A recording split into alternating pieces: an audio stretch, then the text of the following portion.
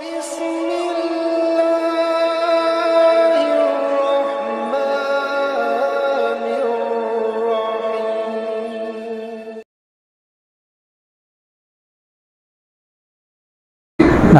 wa nasta'inuhu wa nastaghfiruh wa na'udzu billahi min shururi anfusina wa min sayyiati a'malina may yahdihillahu fala mudilla lahu wa may yudlil fala hadiya lahu amma ba'du. Alhamdulillah, kami baru tiba setengah jam sebelum maghrib, jadi masih narik nafas. Kiranya Pak Lurahnya kawan kami sekolah dulu. Ya, alhamdulillah, Pak Khalid. Nah, kini Pak Khalid ini. Kiranya bawa rumah di dakekan Lurah. Alhamdulillah. Dari kemana? Masya Allah. Marhaban para asatidz ya. Dan yang kami hormati orang tua kami, uda-uda, uni-uni, ibu-ibu, adik-adik yang tidak bisa disebutkan satu persatu. Barusan kami dari Dumai, jadi roadshow dari Pekanbaru, Duri, Dumai, roadshow kata kawan tuh gagal-gagas teh. Untungnya ada itu tol ya, alhamdulillah, jadi bisa full. Insya Allah kita akan mengkaji, karena malam kini malam nisfu Sya'ban. Apa arti nisfu Sya'ban? Nisfu pertengahan Sya'ban, bulan Sya'ban. Sya'ban, ada imam seorang syekh di Mekah namanya Sayyid Muhammad Alawi Al-Maliki. Itu muridnya orang awak namanya Syekh Yasin Al-Fadani, orang Yaman. Syekh Yasin Al-Fadani itulah guru-gurunya Buya Hanan di Al-Azhar, Syekh Ali Jum'ah. Walaupun dalam politik mungkin ada sedikit perbedaan ya kawan-kawan, Buya Burhan Erlintau itu sama berguru ke situ.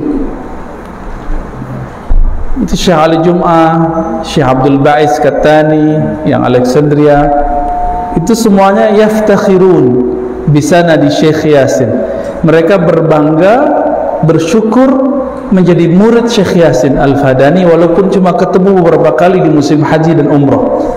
Jadi beda orang awak khususnya orang Minang, pergi haji, pergi umrah ya cukup ibadah saja. Tapi kalau orang Betawi, orang Lombok, orang Madura, orang Jawa, orang Palembang, kebanyakan Kalimantan, itu kalau ke Mekah nyari Syekh Yasin. Orang dari Maroko, dari Mesir, Aljazair, Hadramaut, terus Suriah, dari India, dari bahkan Afrika Selatan, kalau datang ke Mekah nyari Syekh Yasin. Kami punya guru, salah satu syekh sudah senior tinggal di Jakarta, tapi tamatan Madrasah Tarbiyah Pasya, Abuya Syafrin. Kami mudabbaj, inyo ambil kaji kawa, awal ambil kaji kenyo, sama-sama ambil kaji mudabbaj. Tapi umurnya lah senior, 80-an, 86 kali ke, tinggal di Serengseng, Jawa Barat, Jakarta Barat. Beliau berhikayat, ambo bertanya, Buya, waktu dulu jadi petugas haji tahun 80-an, Buya masih muda, bersobok nak jauh Syekh Yasin Al-Fadani. Bersobok, saya minta ijazah Buya. Lupa beliau. Ijazah itu, ini kalau ada perbedaan ijazah orang tarikat dengan ijazah ilmu hadis. Kalau ilmu hadis itu meminta ijazah, kalau tarikat ditampanya awak kalau minta ijazah. Ya, khusus negeri awak. Kalau pengen jadi mursyid, ditendangnya ada surau itu. Tapi kalau ijazah hadis itu diminta, kaji itu meminta. Apa arti ijazah? Izin untuk mengajarkan hadis atau memperoleh hadis. Batulis tuh. Di mana kami faham kalau Syekh Yasin Al-Fadani itu orang hebat, talambe baru tahu 2006 ketika kami mengaji kepada orang Suriah. Syekh Hasan itu murid Syekh Yasin. Bersobok pula orang India hafal Sahih Bukhari, 8 juzuk kira-kira dapur 8 juzuk hafal, sebab beliau ngajar dari umur 20 cuma Quran Sahih Bukhari. Jadi sudah hafal Sahih Bukhari itu. Orang India tinggal di kota Hyderabad, namanya Syarif Muhammad Khaja. Beliau mengatakan, saya punya guruku itu berguru kepada orang yang di atasku itu berguru ke Syekh Yasin. Berarti udah generasi ketiga. Itu Syekh Khaja.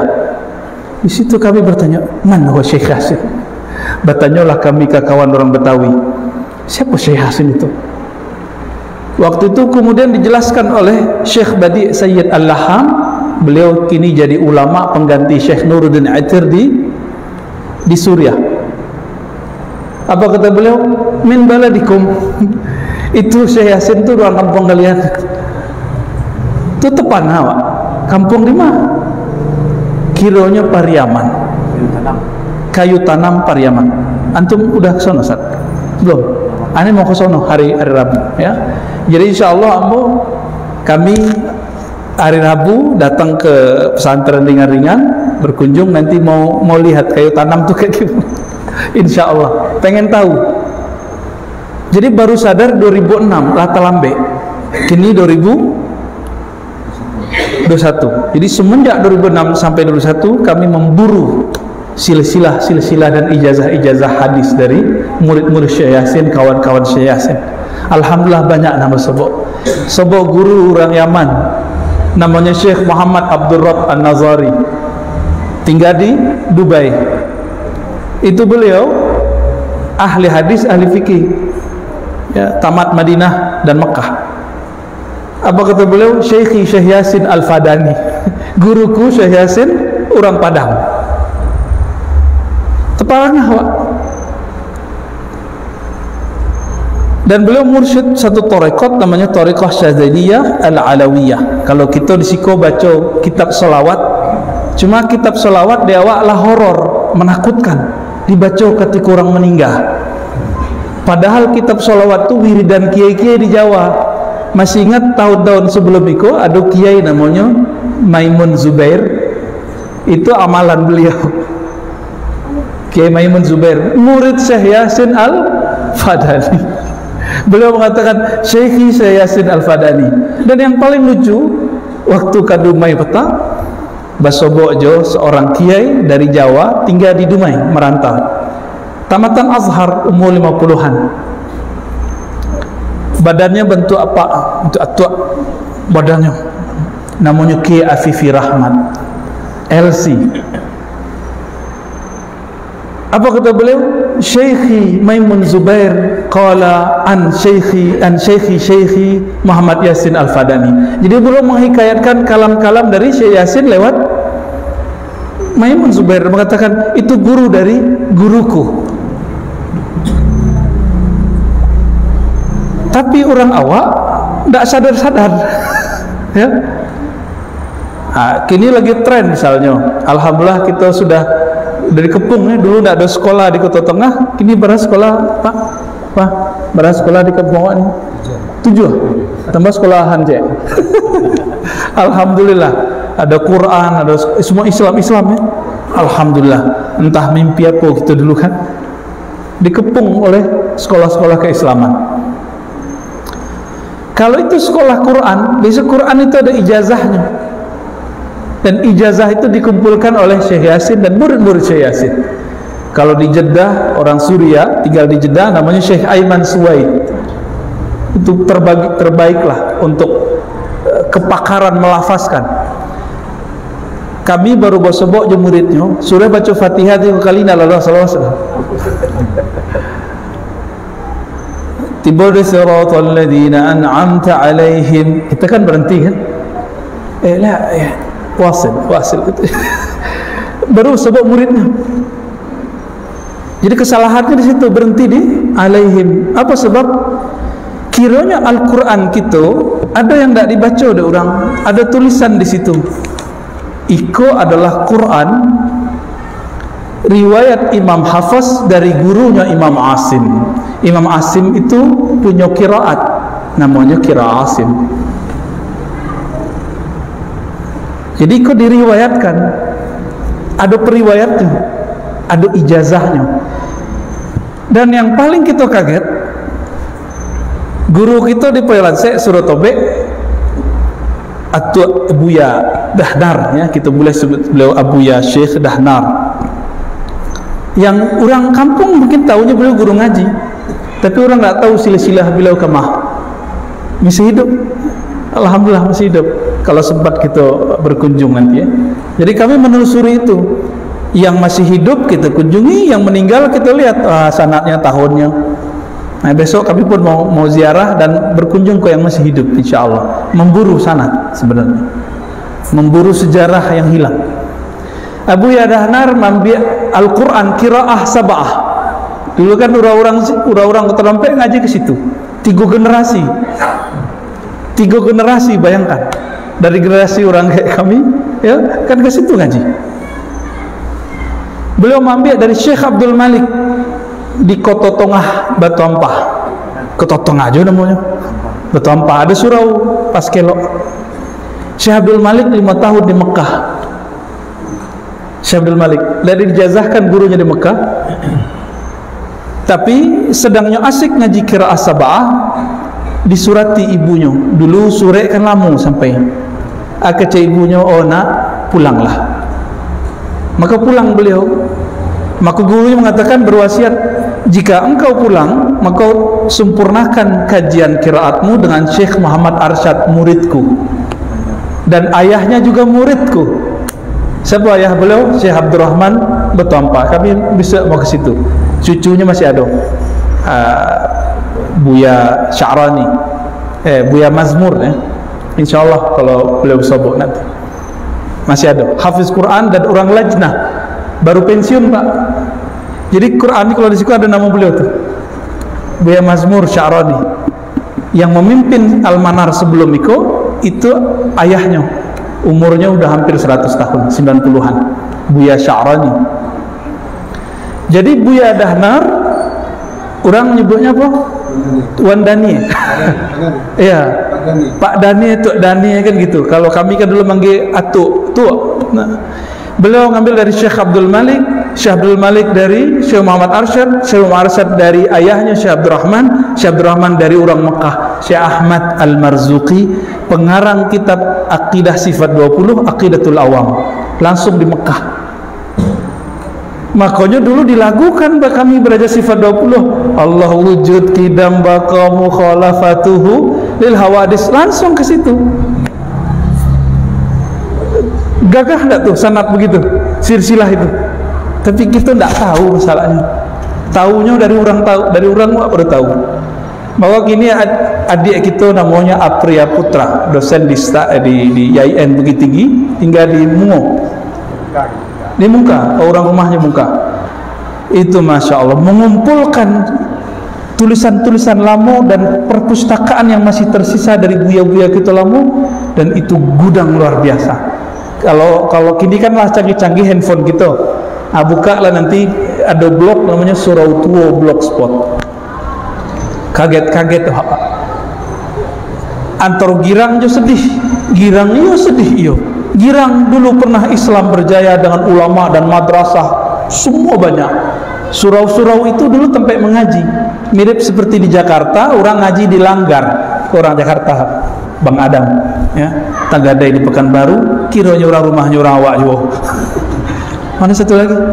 Mana Bang Bayu juga Tagadai orang awak, kalau itu orang Ocu, orang awak juga. Baik. Maka kami setiap pulang, tidak hanya pulang-pulang aja, tapi emang sengaja menelusuri itu. Nyata tahun wafat, nanti dilihat, dicek sejarahnya, ketemu atau tidak sama Syekh Fulan, dan kami sudah membuatkan sedikit lembaran beberapa sanad-sanad ya, lokal, dan itu luar biasa ya, ulama-ulama kita luar biasa. Nah, kami berharap adik-adik kita nanti bisa menggali itu kembali ya, digali, amin ya rabbal alamin. Kembali ke nisfu Sya'ban. Nisfu Sya'ban ditulis oleh Sayyid Muhammad Alawi Al-Maliki, murid Syekh Yasin, orang Pari, Yaman. Syekh Muhammad itu menulis kitab judulnya Madza fi Sya'ban. Apa yang terjadi, apa rahasia di bulan Sya'ban. Di bulan Sya'ban kan? Sya'ban kan sebelum Ramadan. Kalau sudah nisfu Sya'ban berarti tinggal 14 hari lagi. 14 hari lagi Pak. Udah Ramadan langsung. Kami Ramadan lalu tidak ada tarawih di masjid. Sekolah Pak. Ya alhamdulillah. Itu dunia mencekam di Jakarta dan sekitar itu. Orang masuk tutup komplek. Ditanya kayak pertanyaan malaikat maut ya, atau mungkar nakir. Mau mana? Aduh. Jadi akhirnya kami tidak keluar-keluar. Pengen langsung pulang kampung supaya tidak terjebak di situ. Kira di kampung orang biasa ya. Zona hijau. Alhamdulillah. Tidak ada masker kan? Itu nikmat tuh. Payah pakai masker. Payah kena kaloid di samping kan. Kalau kena masker gili-gili. Di bulan Sya'ban kini itu lebih spesial. Ya. Sebab spesialnya itu kita baru melewati, bahkan sedang beradaptasi dengan pandemi ya, itu spesialnya. Dulu bulan Sya'ban itu bulan ajaib di zaman Rasulullah. Kok bulan ajaib? Kiblat dipindah, pasti yang sering haji umroh, kiblat dipindah itu pertengahan nisfu Sya'ban, tadi siang. Ya, masjid apa namanya? Qiblatain. Dari Masjidil Aqsa dipindahkan, maka dua kiblat di situ. Tapi sholat di situ bukan sesuatu yang spesial. Yang spesial cuma sejarahnya, turun ayat itu. Apa yang terjadi di bulan Sya'ban? Jadi kiblat kita itu ulang tahun malam kini. Ulang tahun kiblat itu. Jadi boleh disebut milad kiblatina. Milad hari lahirnya kiblat kita. Pembeda abadi antara ahlu kitab dan Nabi kan nggak suka dengan tasyabuh, menyerupai ahlu kitab kan nggak suka. Nabi menghormati milad beliau, lahir beliau dengan berpuasa. Ya, tapi kita kan tidak perlu puasa lah ya. Untuk hari milad, memang kita siapa? Ya, di milad-miladkan. Baik. Lalu Nabi mengatakan, Innallaha la yattali'u fi lailatin nisf min Sya'ban. Hadis itu hasan, ada di Tirmizi, ada di Ibnu Majah, Ahmad, dengan riwayat yang sedikit berbeda-beda tapi maknanya sama. Sesungguhnya Allah menilik kan cocok untuk bahasa orang kampung Pak. Menilik, memandang, memperhatikan pada malam nisfu Sya'ban, fayaghfiru li'ibadihi, maka ia Allah Ta'ala mengampuni semua hambanya illa tsnatain, kecuali dua, musyrik wa musyahid. Orang yang musyrik, baik musyrik yang jali, yang jelas, ataupun yang khafi, yang tersembunyi. Syirik ya, termasuk percaya ke macam-macam benda ya, syirik ria, tidak diampuni. Wa musyahin itu orang yang menyimpan perselisihan dan dendam. Makanya di wilayah tempat-tempat ahlu sunnah berkembang, bahkan di Hadramaut, di Mesir nggak tahu ini Sya'ban ramai nggak baca apa itu Bu Yahana? Makan, tapi ada zikiran biasanya. Ya. Khusus negeri kita Nusantara itu ulamanya memilih kira-kira ayat yang isinya membebaskan kita dari kemusyrikan apa. Nah mereka mengatakan oh Yasin, maka dipilih surat Yasin. Jadi Yasin itu sirat, simbol dari ayat tauhid. Kami bertanya kepada guru-guru kita yang tua-tua di Jawa, ya, itu ayat tauhid. Maka dibaca. Ya, kalau 3 kali itu kan makanan awam, kalau kiai 40 kali. Di Jawa itu kami punya guru, punya kawan-kawan. Ba'da subuh itu wiridannya Yasin 40 kali. Apakah bid'ah? Enggak. Dalam Sahih Bukhari, Nabi SAW membolehkan seorang sahabat mengulang-ulang baca satu surat. Maka Imam Nawawi nulis kitab Al-Azkar, ada satu bab kebolehan tardidul ayah, tikrarul ayah, mengulang-ulang satu ayat, satu surat menjadi wirid dan zikir. Jadi wirid bahasa Arab itu hanya zikir yang diulang. Wirid di kampung awak artinya pengajian rutin. Pengajian rutin yang disebut wirid. Bolehlah ya, cocok logi. Jadi apa yang terjadi malam Sya'ban kini kok? Mulai dari tadi terbenam matahari, Allah menilai kolbu. Lihat kolbu. Adakah kemusyrikan kepada obat, kemusyrikan kepada jimat, kemusyrikan kepada kubur, kemusyrikan kepada macam-macam? Maka kalau ada kemusyrikan, Allah tidak ampuni. Orang bau baca bismillah, musyrik nak? Enggak. Tapi ketika meyakini ube yang menyembuhkan, musyrik, tidak dapat ampunan. Gitu. Jadi kemusyrikan itu enggak hanya masalah jimat enggak jimat, kubur enggak kubur. Orang berobat bisa musyrik. Karena yang meyakini ada kekuatan selain Allah yang menyembuhkan. Tapi makanya dibatalkan dengan baca bismillah. Bahkan guru-guru kita di Suriah itu lebih ketat. Ya, Syekh Taufik Al-Buti punya ayah Muhammad Sa'i Ramadan Al-Buti. Kami berguru ke anaknya. Kata beliau, siapa yang meyakini nasi yang mengenyangkan, obat yang menyembuhkan, musyrik, tapi tersembunyi. Bayar tak tuh? Tidak diampuni Allah. Nah, maka cara membersihkannya, ulama kita dari dulu, setelah yasinan baca la ilaha illallah. Itu rahasianya sebenarnya. Oh, cocok lagi? Enggak. Ulama itu kan mengumpulkan riwayat-riwayat yang bercabang-cabang, lalu dikumpulkan, dihadiahkan untuk umat. Jadi rukun 3 boleh. Sholat itu kan kumpulan hadis-hadis, ya kan? Kalau tidak dikumpulkan hadis, itu sholat berantakan. Pasti berantakan. Karena tidak ada hadis yang detail dari awal sampai akhir lengkap. Misalnya subuh 2 rakaat ada, tapi zuhur enggak ada. Dikumpulkan ulama, muncullah namanya rukun 3 boleh. Boleh ngaji rukun 3 boleh? Wajib, bukan boleh. Wajib. Kalau dengan itu mengerti sholat, wajib. Ya. Tapi kalau di Muhammadiyah disebut tuntunan. Ya sama barangnya cie aja tuh. Ya, ittiba bahasa Arabnya. Ya, huwa. Ya, tidak masalah sebenarnya, itu perbedaan istilah. Tapi malam kini ada orang yang anti dan tidak faham dengan para salatiko, malahnya menyebarkan permusuhan. Orang baca Yasin disebutnya ahli bid'ah. Cari musuh enggak?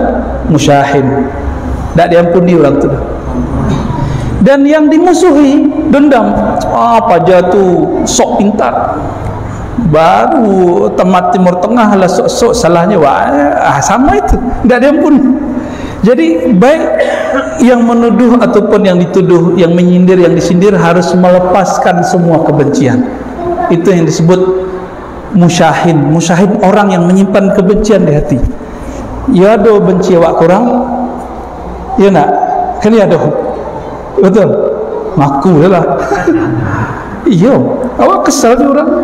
Terbayangnya wajahnya kesal. Akhirnya malam kini lepaskan. Baca istighfar, astagfirullah, ya Allah, tolong lepaskan kebencian kepada si fulan, si anu. Yang aku sadari, tidak aku sadari. Kira-kira kalau orang mengamalkan rahasia di Sya'ban, masuk Ramadan bersih enggak hatinya? Itulah kok boleh meminta maaf malam nisfu Sya'ban, mau lewat mulut ataupun WA, enggak bid'ah. Enggak bid'ah. Yang bid'ah itu kalau menganggap malam nisfu Sya'ban itu awak harus maaf-maafan. Jadi maaf-maafan ini cuma malam nisfu Sya'ban itu baru bid'ah. Emang di luar yang lain enggak gitu. Itu kan aneh. Satu kali dalam hadis yang sahih Imam Muslim, Abu Hurairah pengajian Abu Hurairah itu setiap malam Jumat. Bakumku Amaliko di absen sama beliau. Siapa yang hari ini berkelahi, dendam, sakit hati kepada kawannya, memutus silaturahmi, tolong keluar, minta maaf dulu kepadanya, baru kembali ke majelisku. Separuh itu keluar tuh, sekedar minta maaf supaya bisa mengaji ke Abu Hurairah. Jadi kami pikir-pikirlah lamu, bakok kadang-kadang majelis tuh angin rasanya, tidak nyaman juga di majelis tuh. Pernah buyahan gitu? Pernah Ustaz? Ya, beliau kan ceramah juga kan, imam, hafiz. Pernah nggak antum dapur? Lagi kita bermajelis tapi nggak nyaman, panas. Ternyata di dalam itu baru di sholat subuh yang nggak kunut kayaknya benci dengan imam yang kunut. Kejadian nggak tuh? Kejadian. Mulai itu yang nyaman di masjid. Sebaliknya yang biasa kunut agak kesel imamnya nggak kunut. Itu sama tuh, sama-sama tidak benar itu. Kunut sunat kok masih dipersoalkan. Tapi kalau di masjid kita lah biasa kunut, ya kunut saja. Pakai adab, menghormati orang yang mendirikan dan mewakafkan masjid, kira-kira begitu. Ya. Jadi cara mendapatkan ampunan Allah. Kalau dapat ampunan Allah itu sudah kewalian kecil, wilayatun sughra, wali ketek, lah jadi kekasih Allah. Maka kalau meminta malam itu, setelah melepaskan kebencian, pasti doanya mustajab. Yang penting yakin. Kira-kira. Maka kami buka-bukalah satu kitab judulnya At-Tafsirah karya Ibnul Jauzi. Al-Hafiz Ibnul Jauzi, murid dari Syekh Abdul Qadir Jilani, tapi ahli hadis, mengkritisi banyak orang tapi hanya memuji bab itu. Apa kata beliau? Nisfu Sya'ban itu adalah malam termulia kedua setelah Lailatul Qadar. Kiranya ada rahasia cilai. Nisfu Sya'ban itu malam diangkatnya amal-amal. Dia amal. Jadi ada namanya laporan mingguan, Senin dan Kamis. Ada laporan tahunan, itu nisfu Sya'ban. Maka Allah pandang lain beristighfar wa malam itu, lain memaafkan orang malam itu, semua amal walaupun sembahyang tidak khusyuk itu diangkat. Lain khusyuk sembahyang maghrib tadi nak? Tak kan? Jujur. Banyak pikiran kan? Maafkan orang hari ini, tidak syirik, itu diangkat, diterima. Allah maafkan, ya sudah, kan khusyuk nggak wajib. Ya, tidak Allah maafkan. Bagi kira-kira, les siap membuang dendam. Maka kita niatkan malam kini, Bismillah, ya Allah, jika ada rasa dendam, kebencian di hatiku, tolong cabut, tolong lepaskan ya Allah. Begitu juga jika ada orang merasa dendam kepadaku ya Allah, tolong berikan kerelaan di dalam hatinya. Amin ya rabbal alamin. Lah, apa enggak?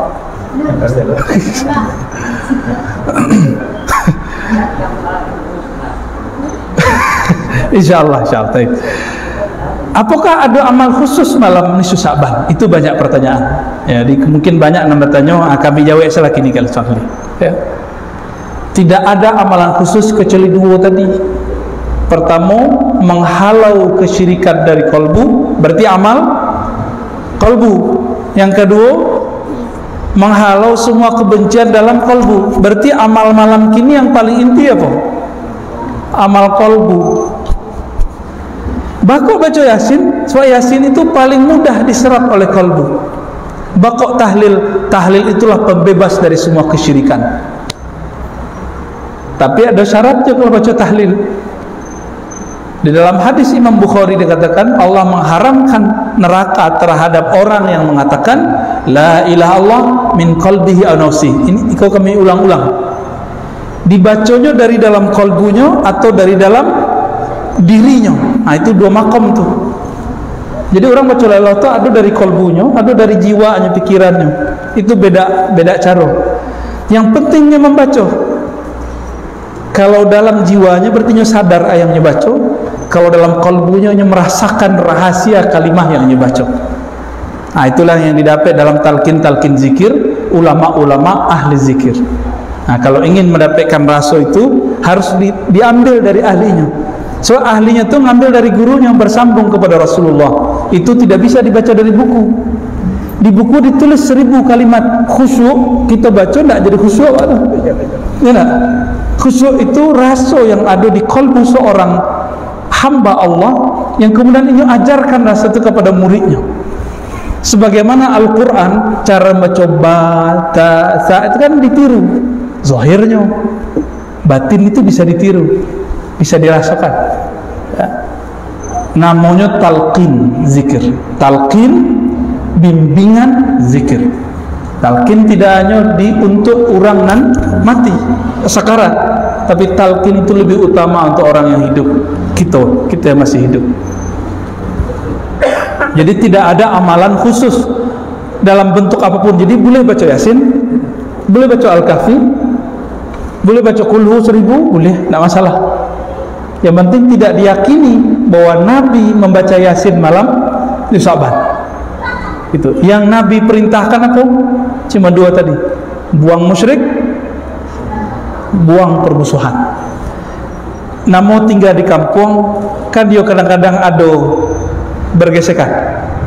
Nah, inilah hebatnya orang di Sebarang. Di Sebarang, di Jawa, di Banten, di Betawi, di Lombok, di Kalimantan, ini Sa'ban itu ngumpul. Lalu mereka baca doa, mengirim doa untuk orang-orang yang sudah wafat. Lalu maaf-maafan. Habis makan maaf-maafan untuk masuk ke hadis tidak musyahin. Itu kreativitas ulama kita di lokal. Tapi dek kawan kadang tak mengerti persoalan mengambil dalil dengan dalil itu berbeda. Makanya main bidah-bidah aja. Nah itu yang kita sedihkan. Nah, itu tugas buyahan nanti di MUI sama Ustaz Nasrullah kan. ya masalahnya mau kan tak di rumah ya. Jadi kita tak bisa berjalan memperbaiki itu.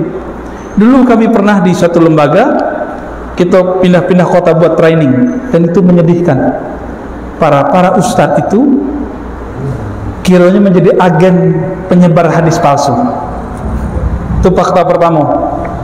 Dan kedua, para ustadz yang tahu hadis ketek telah berani menyalahkan amalan orang yang ada di kampungnya. Padahal tidak tahu sejarah amalan itu apa.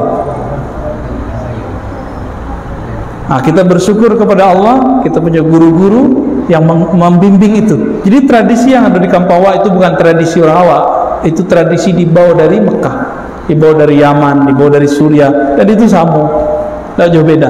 Tahlil la ilaha illallah itu banyak Pak, di Yaman itu banyak, di Suriah, di Lebanon itu banyak. Guru-guru kami tahlil itu gitu, la ilaha illallah, biasa aja. Nggak tahu kalau di Mesir Pak Buyahan, sama. Cuma mungkin kita kaget-kaget kalau ada orang apa Josu apa namanya ya itu bukan keserupan, itu keasikan namanya. Itu tarekatnya tarekat Saman. Dulu kami ketika kete umur 11,5 sama jo buyahan mambik kaji itu ke Buya Datuk Sati Hasan Basri Jalil. Tapi tiba dia awak setiap tahlil afdalu zikri la ilaha illallah pingsan kalau nak berteriak. Kece orang ari tainge orang tua-tua. Tidak, kita teringat Allah. Cuma karena badan masih kete, akal belum sempurna, dia agih kalimah itu langsung menggejolak. Dan sering pingsan kan? Pernah dulu lagi sholat pingsan. Pembuyahan tuh, ya. Namanya nak ngaku-ngaku kan. Kita expose segini. Apa sebab itu expose? Kami beraja hikam dulu ke Buya Nu'man Bashir, masih remaja itu Buya Nu'man. Kiranya pengarang kitab hikam tuh lah dilewati dek buyahan kuburan orang tuh Imam Ibn Athaillah As-Sekandari. termasuk guru Ibnu Athaillah namanya Abul Abbas Al-Mursi. Tapi ke Husay Marah enggak? Abdul Hasan Syazili sempat? Masya Allah, dulu nyupai kan. Tapi ke Uzbek awak dulu. Ya, silsilah zikir orang suluk itu ke Uzbek. Nah, kami alhamdulillah 2019 Allah izinkan berziarah, ngecek tahun wafat, itu girangnya bukan main. Muhammad Bahauddin Shah Naqsyabandi. Kemudian yang lebih tua dari beliau, Imam ahli hadis Imam Bukhari, masih banyak.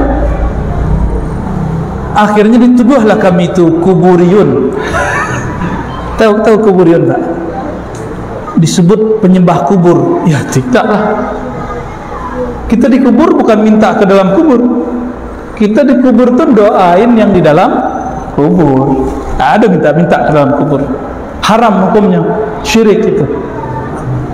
Kita ke kubur ya ziarah kubur, selesai mengingat kematian, mengenang jasa, lalu mencatat sejarah. Kalau disebut kuburian artinya pemburu sejarah ahli kubur, betul. Atau yang kedua, orang yang suka mengingat kematian di kubur, insya Allah betul. Tadi kita sempat ziarah ya ke Syekh Abdul Ghani Batu Basure. Syekh Abdul Ghani itu punya murid Buya Zakaria di Padang Panjang ya.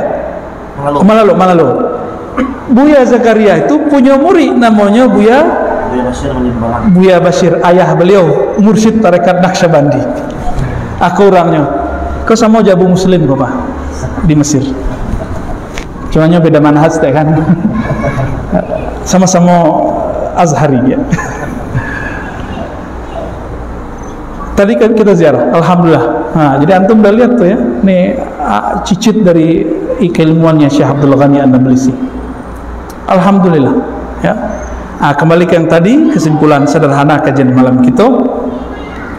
Malam nisfu Sya'ban adalah malam termulia setelah Lailatul Qadar. Maka kami berharap, walaupun Indah ingin menggurui ya, tapi kami berharap tahun depan nisfu Sya'ban kalau tidak ada pengajian, buat zikiran apalah, yang penting orang ngumpul sudah tuh salam-salaman. Kalau bisa makan-makan, alhamdulillah. Kalau bisa siang itu dikubur, makannya nanti malam-malam. Bisa ada Pak? Tidak bisa deh. Kita sebutkan bacaan hadis itu boleh. Kalau perlu kami sengajakan pulang. Tidak usah bayar tiket. Untuk kampung apa hendak kita buat? Hendak. Insya Allah ya. Kalau mau kita buat apa yang dulu dibuat oleh sahabat Nabi, oleh ulama-ulama kita di Hadramaut, oleh ulama-ulama kita di Mekah ya. Insya Allah kalau mau panjang ya. Mengenai zikir zikir afdalul zikri fa'lam annahu la ilaha illallah. Dalam Al-Quran kan tidak ada afdalul zikri. Mau dijelaskan itu satu. Yang kedua menjelang apa juga tahlil orang baca istighfar. Iya. Ada nanti ada nanti aja. Ada bahas benar. Manas benar. Yeah. Lalu negara borong Pak. Lalu joko ada nanti 3 kali ayum. Barunya po. Yeah, sekali aja ya lah sekali. Mana betul itu? Iya. Iya beri pertanyaan apa ya? Yang pertama, fa'lam afdalu dzikri fa'lam annahu la ilaha illallah. Di dalam Al-Quran surah Muhammad ayat 9 boleh. Betul Ustaz? Ya, tanya ke beliau nomornya. Kalau salah tolong dibenarkan Ustaz. Allah berfirman kepada Nabi Muhammad SAW, "Hai Muhammad, fa'lam, ketahuilah annahu bahwasannya ia Allah la ilaha illallah." Itu ayatnya. Wastaghfir li dzanbika sampai akhir ayat ya. Ketemu di Sunan Tirmizi. Imam Tirmizi itu murid Imam Bukhari. Punya kitab judulnya Al-Jami' As-Sahih, terkenal dengan judul Sunanut Tirmizi, kitab hadis. Sama-sama dengan Imam Bukhari, tapi lebih mudah. Beliau menulis satu bab riwayat dari Nabi. Nabi bersabda, "Afdalul dzikri la ilaha illallah." Maka dek buya-buya kita digabung lagi. Fa'lam annahu afdalul dzikri fa'lam annahu la ilaha illallah, kira-kira gitu. Itu asalnya Pak. Jadi dapat dua keberkahan. Pangkanya dapat hadis Nabi, tengahnya dapat Al-Quran. Bah kira-kira buya lesahina. Kaya tolong ditegur. Terus yang kedua istighfar ya. Istighfarnya sekali, 3 kali itu barang. Istighfar itu sama jo galeh kumuh. Kalau kumuhnya cuma bekas diminum, disiram seketek lah jadi itu. Itulah istighfar. Tapi kalau nyoba minyak ke dalam, makan cincang siang tadi, ayo bakoruak ke dalam. Itulah 3 kali, bisa 7 kali. Jadi si pemimpin zikir konya sedang merasa-rasakan hatinya. Kira-kira lah pas belum masuknya. So la ilaha illallah kan kemasuk ke dalam kalbu. Iza zukirallah wajilat qulubuhum, disebut nama Allah bergetar. Kalau tidak bergetar berarti istighfarnya belum oke. Dirasa-rasa coba. Kok mungkin kalau Ustaz Nasrullah 7 ya? Mungkin lebih.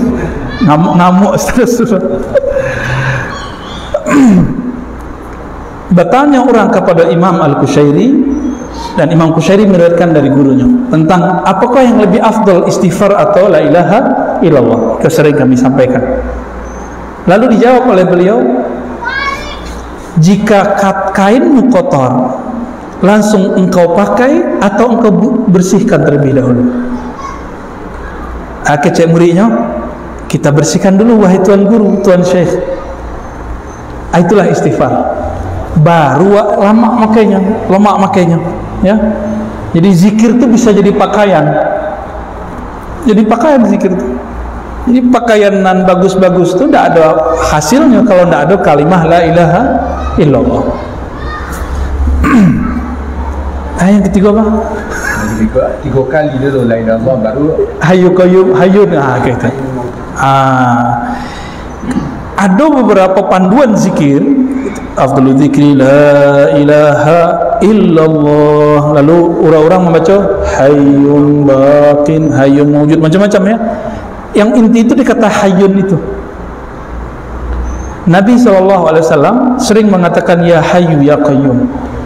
Maka Imam Al-Kattani mengatakan, siapa yang hatinya keras maka bacalah ya hayyu ya qayyum.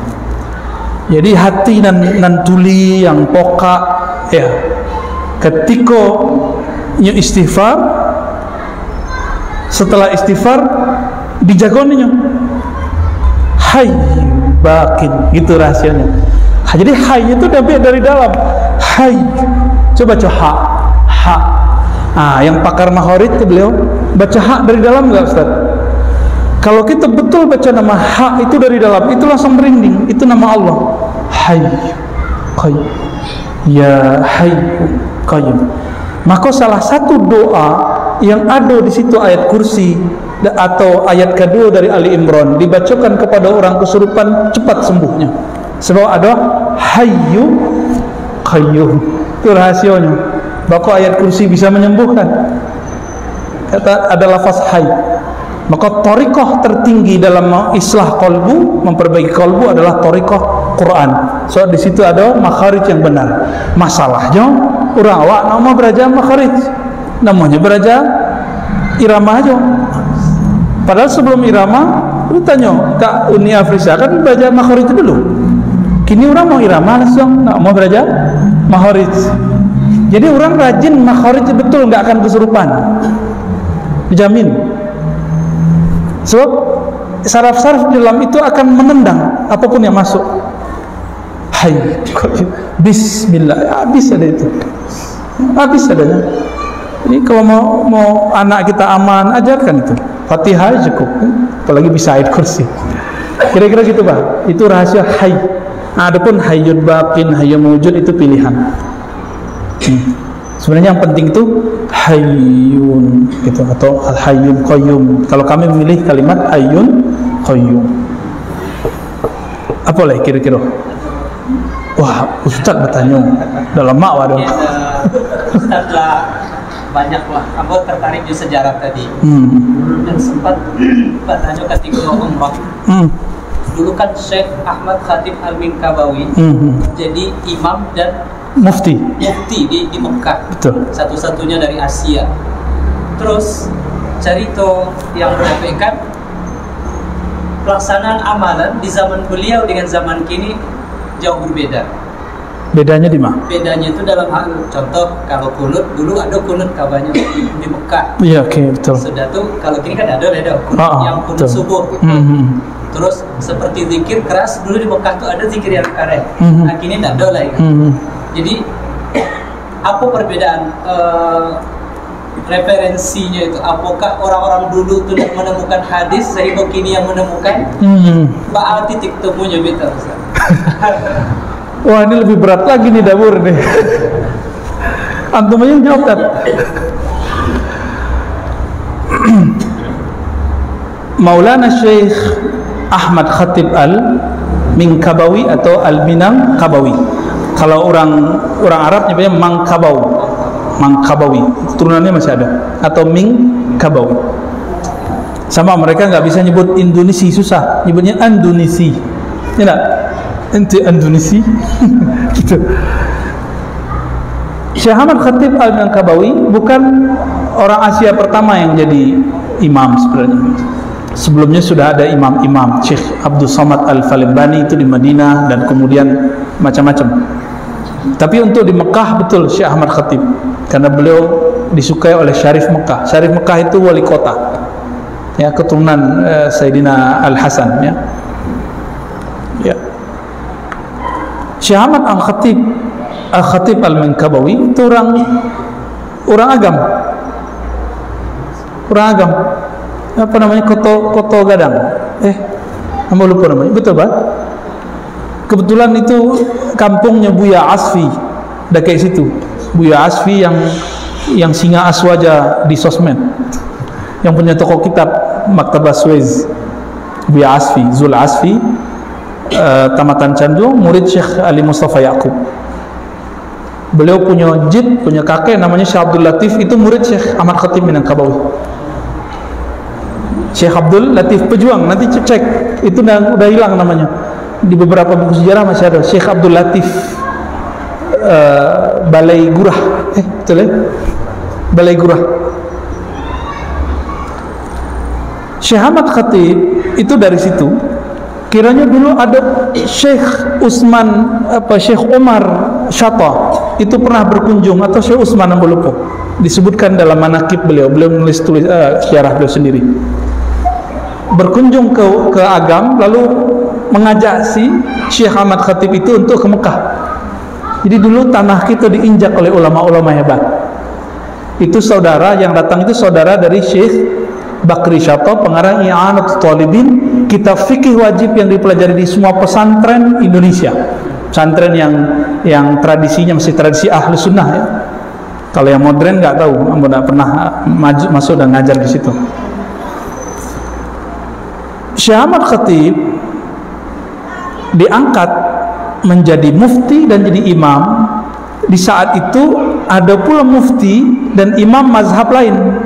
Beliau mazhabnya Syafi'i, sama dengan kita. Ada mazhab Hanbali, ada mazhab Hanafi, ada mazhab Maliki. Jadi 4 penjuru itu 4 imam. Itu dulu ya. 1924 jatuh Turki Utsmani. Sebelum 1924 itu Hijaz sempat bertahan cuma setahun 2 tahun, kekuasaan Mamlakah Al-Hashimiyah, tapi nggak ditulis sejarah yang ada di Indonesia. Kalau di Barat ditulis, orientalis itu nulis sejarah itu ya, antara percaya dan enggak ya. Baru kemudian terbangun negara Saudi. Saudi itu Al Saud itu sudah jatuh bangun dan itu kebangkitan yang ketiga kali. Jadi bangkit dihadang oleh Turki Utsmani, bangkit dihadang Turki Utsmani. Yang terakhir 1924 Turki Utsmani hancur oleh Kemal Atatürk. Maka orang ulama nggak nyebut Atatürk, Adu Turk. Kemal musuhnya Turki. Iya, Adu Turk, Adu Turki, musuh Turki, bukan pahlawan Turki bagi ulama ya. Tapi jangan coba-coba ngomong begitu di Turki, bisa nggak pulang-pulang. Ya. Turki jatuh, keluarga Saud generasi ketiga kemudian mencoba ekspansi ke Mekah dan berhasil. 1924 Syekh Ahmad Khatib sudah meninggal ya. Waktu itu yang menggantikan gurunya, nah ini uniknya, gurunya namanya Syekh Nawawi Al-Bantani, Syekh Nawawi Banten. Jadi itu guru menggantikan murid, unik kata. Jadi silsilah kalau kita baca sanad ilmu beliau itu dari Syekh Nawawi.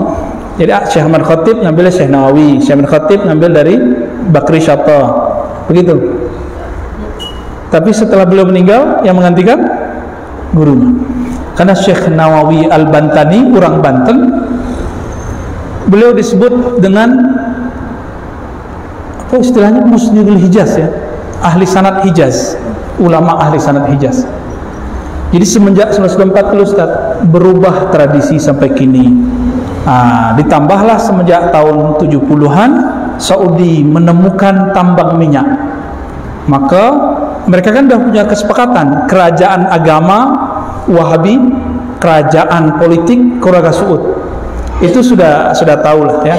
Dulu waktu kami mau bertanya konsultasi ke Buyahan waktu masih jadi wartawan di Republika, Buyahan, bisa enggak temukan berita kalau Wahabi itu dibiayai, mau berapa berita katanya. Ya, gitu nantang. Oh, kalau udah begitu nggak usah nyari, berarti udah kebanyakan berarti. Ya emang betul ya, didanai.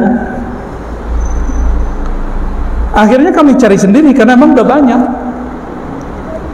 Tahun 70-an Pak Haji pulang pasti bawa buku, ya kan? Pasti 70-an, 80-an, 90-an semuanya bawa buku.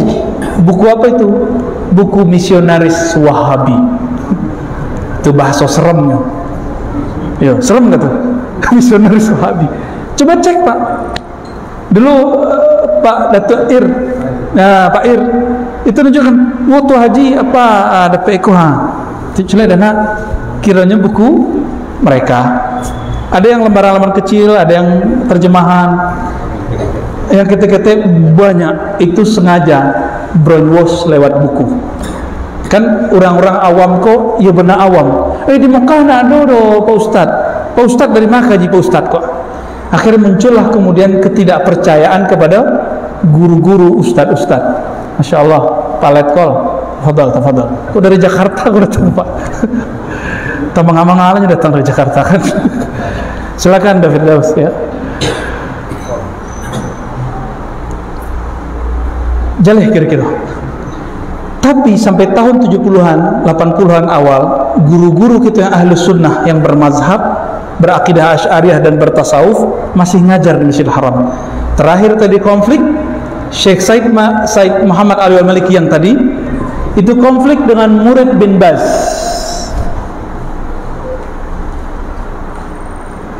Murid bin Baz dan Syekh bin Baz itu polemik, akhirnya beliau tidak boleh ngajar di Mekah. Ada video terakhir beliau lagi di Mekah ngajar di Masjidil Haram. Maka beliau pindah ke satu tempat namanya kini Rusaifah. Kini muridnya di Muadi Muhammad ya. Kini anaknya Said Ahmad. Kami pernah ke situ berkunjung mendengarkan kajian beliau. Seberangnya ada Syekh Muhammad bin Ismail Zain, guru beliau. Antum waktu sana dikasih buku banyak ya. Jadi kalau Buyahan datang ke situ itu dihormati. Oh Azhari dikasih buku tuh. Tapi kalau Ciputati Jakarta Betawi nak laku.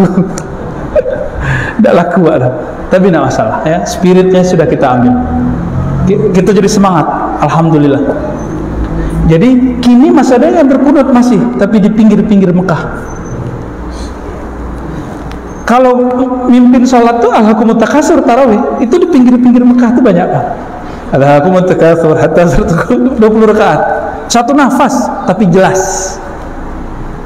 Ada ijazahnya itu, ijazah dalam qiraat. Kalau versi ahli hadis makruh membaca Quran satu nafas. Soal Nabi yamuddu, Nabi mematkan dan memberhentikan setiap di akhir ayat. Alhamdulillahirabbil alamin. Tapi ahli qiraat meriwayatkan musalsal bil Fatihah itu nafasa wahidah. Satu nafas. Dulu di Rusaifah, Said Agil Munawar mimpin sholat begitu, lebih kurang. Yang penting tidak mengurangi makharij. Kan mat dan tidak mat itu kan ijtihad ahli tajwid kan. Ya. Bahkan mat lazim, mat wajib sendiri pun itu ijtihad, bisa diperdebatkan. Contoh ayat 7 Ali Imran, wa ma ya'lamu ta'wilahu illallah. Kalau qiraah kita baca berhenti, tidaklah tahu takwil tentang mutasyabihat kecuali Allah, kita berhenti di situ.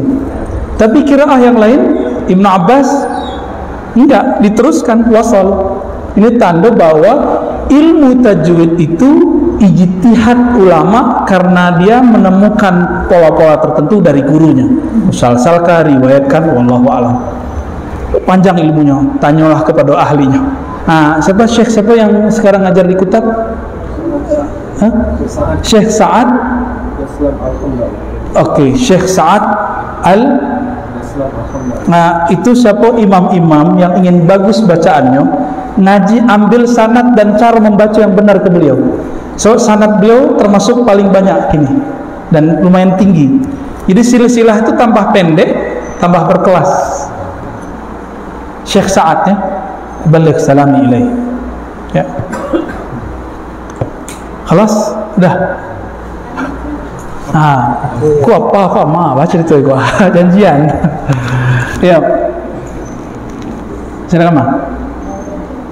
Itu yang ditanyakan Ustaz, kan bulan Saban dan bukan untuk guru atau menghapus kebencian dan dendam. Iya. Jadi baca dan menghapuskan atau bisa awak bisa dendam awak menentukan hapus menyentuh nama manusia atau disebutkan nama Allah. Bisa dalam hati kan? Jadi tidak mungkin ada waktu tidak mempunyai kebencian atau dendam. Pasti ada.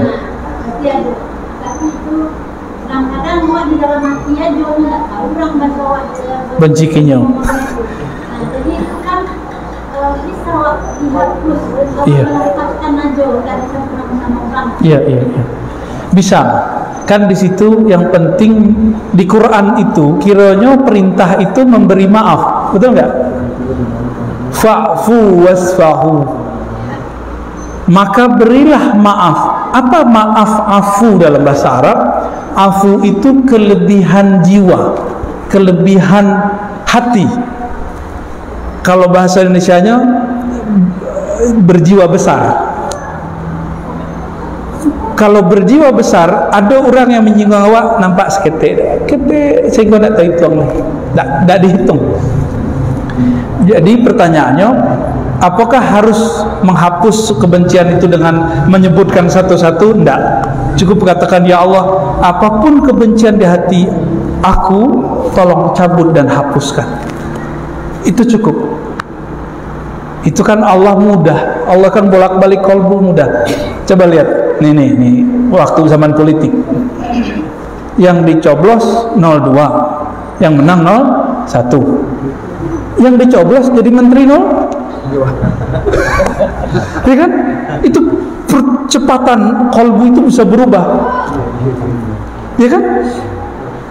Maka di politik kawan jadi lawan, lawan jadi kawan, kan ada politisi. Ya, kayaknya ada caleg-caleg yang lain nih. Ya, itu betul. Cepat, ya Pak. Iya. Hari kini malam bekol berubah. Bisa lakukan tamu. Tuh, praktisi. Itu terjadi. Politik itu dimanapun ada akan memecah. Dimanapun ada akan memecah. Masuk ke masjid, mecah masjid. Ustaz, masjid harus berpolitik. Bukan, Islam mengajarkan berpolitik, tapi masjid tidak mesti berpolitik. Dua hal yang berbeda. Dulu Nabi membicarakan politik di masjid. Dulu kan tuanya Nabi di masjid. Kini kan tuanya lado DPR. Lado kan tuh cabang, kan tuh ranting. Situlah, obrolkan di situ atau di ruang-ruang lain. Masjid milik kita bersama. Pasti beda-beda pilihan kan? Jangan-jangan ada yang nggak milih beliau, milih diri sendiri gitu. Jadi boleh kita umumkan saja, tidak usah disebut satu persatu. Letih lah awaknya cici kan. Ih, bahasa ustaz kali.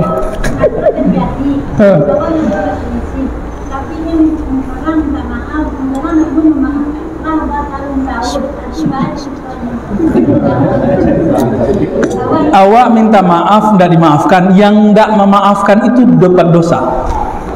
Sebab perintah Al-Quran wa'fu, berilah maaf. Allah itu memaafkan orang setiap hari meskipun mereka berkhianat setiap hari. Leh sehebat awak, sagagah awak sehingga awak nak memaafkan orang. Leh ada orang yang sehebat Allah pemberiannya, kemudian Allah dikhianati, orang tu minta maaf, minta ampun, Allah maafkan. Leh ada nama dari itu? Kan tak ada. Maka istahyu minallah, malulah kepada Allah. Takhallaqu bi akhlaqillah, tirulah sifat dan sikapnya Allah kepada hambanya. Nah, kita sih tiru, kalau malu keberana godang kepala kan. Ya, jadi untuk saudara-saudara kami, orang tua kami, namun hidup berkampung kan dia ada raso-raso itu pasti ada. Jangankan itu ustadznya itu mah. Okay? Cuma karena berbeda faham, kebencian. Maka kini kita menyatakan, ya, kalaupun kami pernah mengkritisi Ustadz Salafi Wahabi, bukan kami benci, tapi karena kami sayang. Tawasau bil haq, tawasau bis sabr. Ya. Dan kenapa kadang-kadang kita ngegas agak keras bertahan tentang aswaja? Gimana enggak keras? Mereka keras mengkafirkan amalan ulama kita. Mereka keras mensyirikkan ulama kita. Mereka keras menganggap amalan kita bid'ah. Ya, sesekali ngegas lah boleh ya. Kan mereka mau gas. Kullu bid'atin dolalah, dilawan lagi dengan kullu bid'atin dolalah. Tapi tidak ada niat di hati merasa lebih pintar.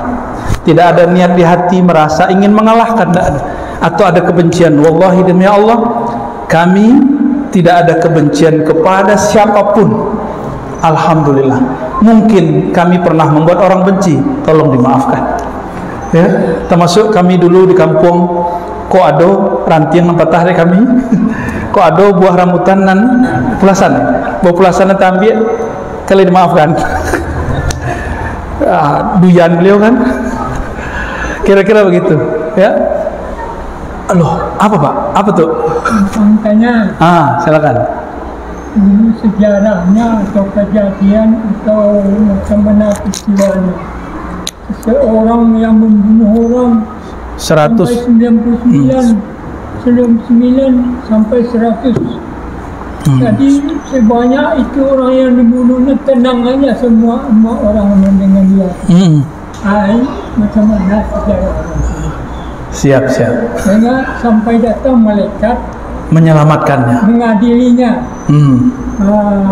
Itu kami. Bapak nggak bunuh orang kan? Aman deh, aman, siap. Oke, baik. Beliau pensiunan tentara. Oh, berarti berdekatan dengan darah itu Pak. Alhamdulillah. Marhaban Pak, selamat datang. Alhamdulillah. Nanti ambil kaji ke guru kita, Buya Kasril. Jelas. Nanti ambo kasih tahu ya. Tuh murid di samping. Kisah mengenai orang yang membunuh 99 orang, tapi di hatinya pengen tobat. Lalu orang itu mencari ahli agama, ketemulah ahli agama, tapi ahli agama yang zahir, hukum zahir, hukum hitam putih. Kamu bunuh orang, kamu dikisos. Dikisos berarti dibunuh lagi. Hukum hitam putih. Salah, neraka gitu. Kira-kira kalau Algojo pembunuh 99 orang, itu dia bunuh 9 orang cukup pisau dilempar set. Ya, kayak film-film Cina itu.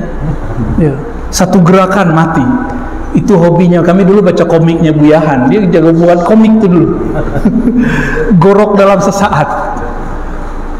Ganas juga imajinasinya Buyahan dulu ya.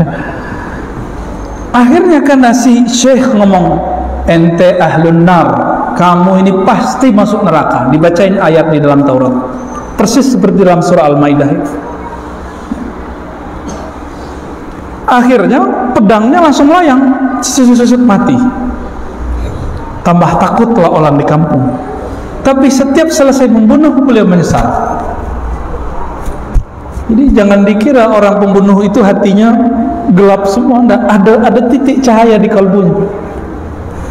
Pemabuk, orang main hati, main badan, itu pasti hatinya menjerit ketika maksiat. Jadi nggak usah jijik sama mereka, jijik sama kita yang jijik sama mereka. Kemudian terdengarlah di ujung kampung ada seorang yang tidak terkenal, wali Allah, sangat penyayang kepada makhluk. Maka datanglah dia ngadu, Tuan Syekh, kata orang, engkau wali Allah, saya sudah bunuh 100 orang, yang 100-nya ulama besar di kota. Apakah masih bisa kembali kepada Allah? Kembali bahasa Arabnya tobat. Apakah masih bisa diterima oleh Allah? Apa jawaban sang wali Allah? Siapa yang melarangmu tobat kepada Allah? Siapa yang melarangmu kembali kepada Allah? Pintu mana yang menutupmu dari Allah? Nangis dia, Pak. Merinding dia dikatakan begitu. Tapi diambil tangannya oleh Syekh, ada satu syarat, hai anak muda. Tinggalkan kampung dulu kamu jahat, kampung dulu kamu nakal. Itu kan bunuh baru satu dosa, belum dosa zina, dosa maling, dosa bakar rumah orang. Itu baru satu dosa yang disebutkan. Kalkulasi 100 orang dibunuh. Apa kata sang guru? Guru memandang di kolbunya ada satu titik cahaya kesadaran. Keluarlah engkau dari komunitasmu, kampungmu, grupmu, pergi ke kampung orang soleh di belakang bukit sana. Kira-kira begitu ilustrasinya. Di tengah perjalanan, belum sampai setengah jalan, malaikat maut gregetan. Jadi malaikat maut itu setiap hari, Pak, itu sejengkal matanya, Pak, sama kita. Dia kedip mati. Dia kedip mati, gitu aja tuh. Ada 1000 sejuta orang satu kedipan mati setiap hari. Makanya Allah tuh kirim penyakit, itu sinyal. Kirim uban. Nah, uban Bapak udah banyak tuh. Ya, tapi nggak mesti juga yang uban mati duluan. Banyak yang mati duluan masih muda kan. Akhirnya sampai di situ dia jatuh, berdebatlah malaikat rahmat dan malaikat azab. Nah, kisah masyhur, guru-guru kita sudah tahu lah kisah itu. Pendek cerita, malaikat azab mengambil. Kenapa? Ini orang belum beramal. Dosanya 100 orang yang dibunuh, belum lagi dosa yang lain. Jadi malaikat tuh kayak robot, Pak. Ya, mohon maaf malaikat ya. Kita minta maaf ke malaikat. Malaikat nggak tahu maaf juga, Pak. Nggak perlu dia maaf kita. Malaikat itu robot, chip, disuruh zikir subhanallah sampai kiamat cuma subhanallah. Disuruh sujud cuma sujud. Disuruh ngitung amal, dia cuma ngitung amal. Dia lihat ada orang amalan buruknya banyak, maka dia langsung tarik. Tapi datang malaikat rahmat, dihitung, kalah, Pak. Malaikat rahmat kalah. Tapi Allah di saat malaikat rahmat mau menghitung, Allah pendekkan bumi ke tempat bumi yang baik. Allah jauhkan bumi, tanah itu dari kampung yang lama. Maka tobatnya diterima cuma karena menang satu langkah. Satu langkah, plek, gitu. Apa kata malaikat rahmat? Saya menang, saya tarik. Tobatnya diterima. Jadi persoalan maksiat, tobat itu rahasia Allah. Maka dengan hadis ini haram membenci pemaksiat. Kita benci maksiatnya saja. Ya. Koruptor tidak boleh dibenci, korupsinya kita benci, adili. Karena perbuatannya nempel di badannya, ya kita adili dengan badan-badannya. Kira-kira gitu, Pak ya. Jadi semoga kita jadi orang-orang yang sebelum nafas terakhir diambil oleh Allah, kita bertaubat kepada Allah dan taubat kita diterima. Amin ya rabbal alamin. Mohon maaf kalau ada kalam-kalam yang tidak patut. kalau ada akhlak nanda sopan, ya semoga ada pintu maaf terbuka, ya. Bapak Ibu, lain maaf. Sama memaafkan kiri kanannya dalam hati saja, ya.